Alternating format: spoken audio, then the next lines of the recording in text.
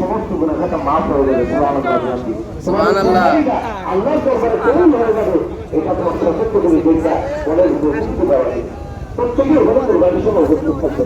অনেকেই আছে রক্ত দেখতে পারে না, কিন্তু না, এটা পবিত্র, এটা ইবাদত, এটা আপনার দেখা দায়িত্ব, এটা আপনি দেখতে রাখবেন। তারপরে কোরবানি করবেন। কোরবানি করার সময় আপনার উপস্থিত থাকবেন।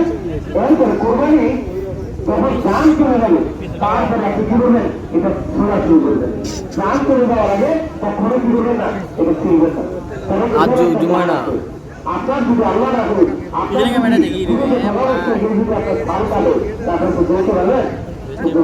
দেখি আলিফ তোমারটা দেখি দেখি দুটো স্যামসাং ফোন তোটা ভালো কোয়ালিটি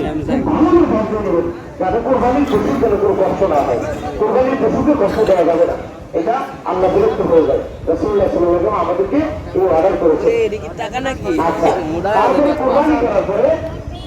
কোরবানি করার পরে অনেক সময় দেখা যায় বা আরেকটা কথা মাঝখানে যে কোরবানি যারা করবেন সবাই বিসমিল্লাহ আল্লাহু আকবার।